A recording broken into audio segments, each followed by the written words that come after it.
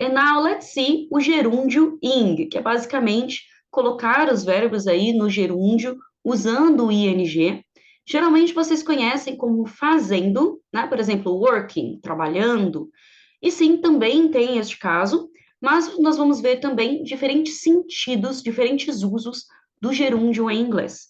Pode ser um pouco estranho em alguns casos, se você tentar traduzir ao pé da letra, ou se você traduzir dessa forma, mas lembrando que inglês é uma outra forma de pensar, de se expressar. Então, vocês se acostumam com o sentido em inglês. Bom, então antes da gente avançar aqui, as regrinhas para colocar os verbos no ing. Talvez vocês já tenham visto isso aqui na aula do present continuous, ou até mesmo do past continuous, mas aqui, só para dar uma relembrada, né? Então, verbos terminados em E, consoante mais E, nós retiramos o E, né, a vogal, e nós acrescentamos ing. Então, por exemplo, to dance, dancing. Então, eu tiro o E e vai ficar dancing.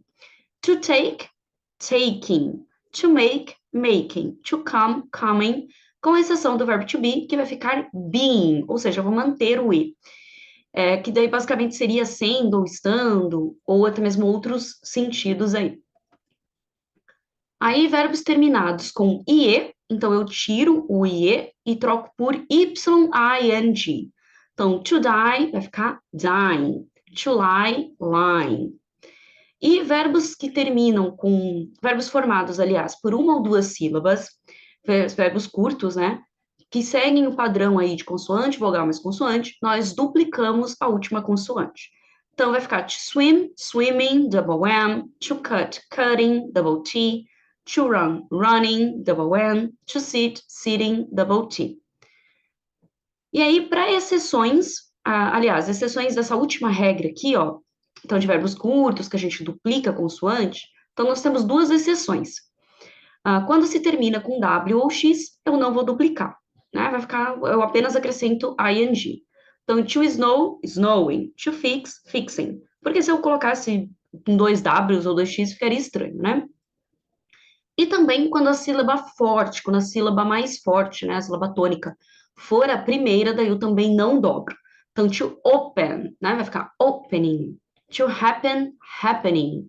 Então, eu não duplico a última consoante, né, eu apenas acrescento ing. Mas isso daqui, guys, aqui é só uma, como eu falei, tá? Isso aqui é apenas para vocês terem uma noção ou até mesmo relembrar. Mas como o ing nós utilizamos bastante, você se acostumou até rápido a como se escreve, como se fala, enfim, então vocês se acostumam. Agora, então, vamos ver diferentes usos que o gerúndio pode ter em inglês. Então, se eu vou usar eles como sujeito, né, ou seja, vai ser o principal da ação, da frase, né? Então, por exemplo, nadar me mantém em forma. Então, o ato de nadar, a ação de nadar, eu vou então manter dessa forma. Swimming keeps me in shape. Então, não traduzam nadando me mantém em forma. Neste caso, vai ter sentido realmente de nadar. Está como sujeito da frase, né? Porque o nadar está como o sujeito, é o principal aí da frase. Reading is fundamental. Então, ler é fundamental. Apologizing is not enough anymore. Então, pedir desculpas não é mais suficiente. Então, apologize é o ato de pedir desculpas, né? Então, apologizing is not enough anymore. Então, percebam que todos nestes casos aqui, reading, apologizing, swimming, são os sujeitos da frase, né? Então, como principal. Também como complemento do verbo to be. Então, como eu estou falando, né? Aqui, por exemplo, né? My favorite hobby is reading. Então, meu hobby favorito é ler. Então, eu também vou usar com ing. My job is teaching English. Meu trabalho é ensinar inglês. The best thing in life is eating healthy food.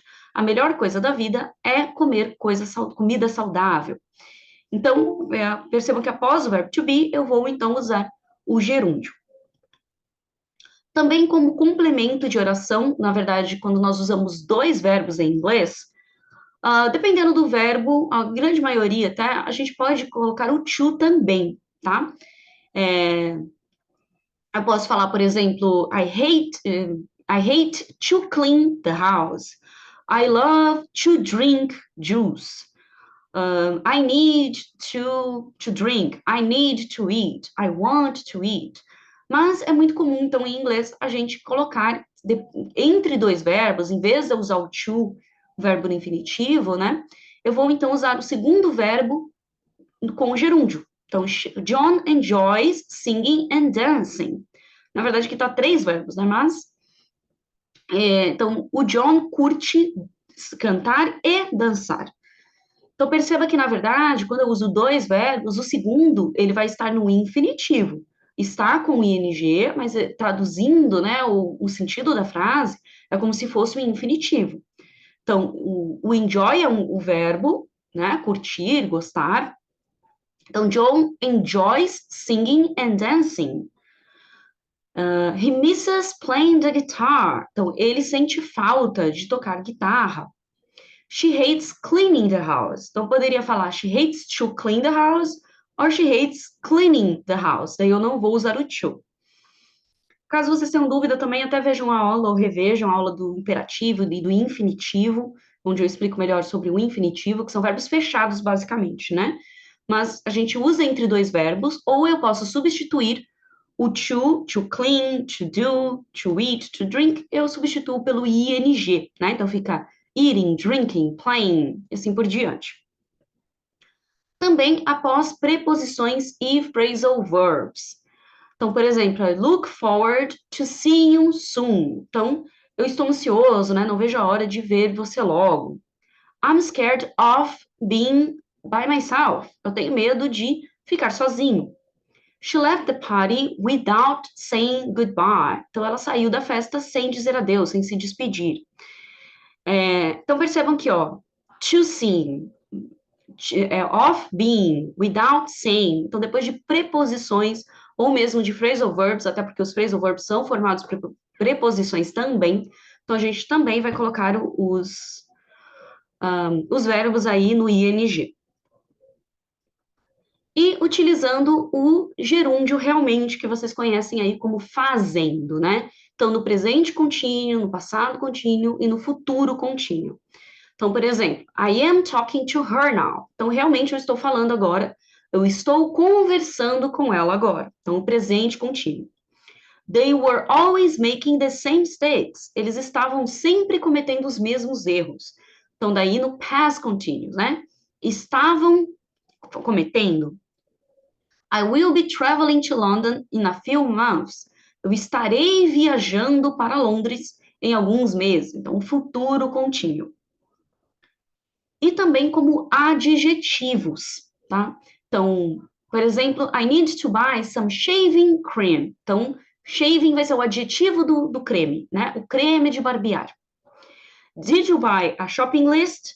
Você trouxe uma lista de compras? Aliás, shopping também é bastante usado assim como o ato de fazer compras, né? Então, did you bring a shopping list?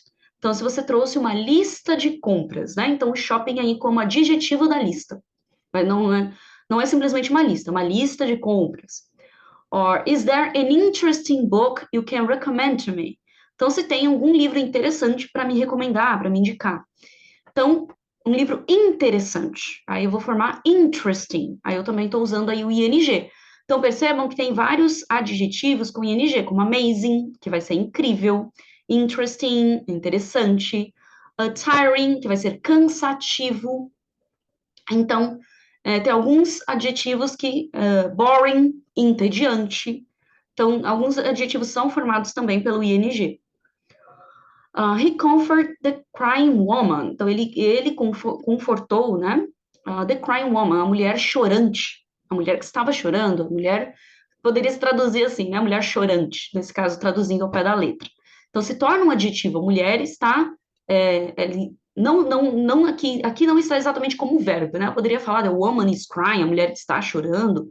Mas aqui seria the crying woman, como se fosse a mulher chorante, a mulher que chora.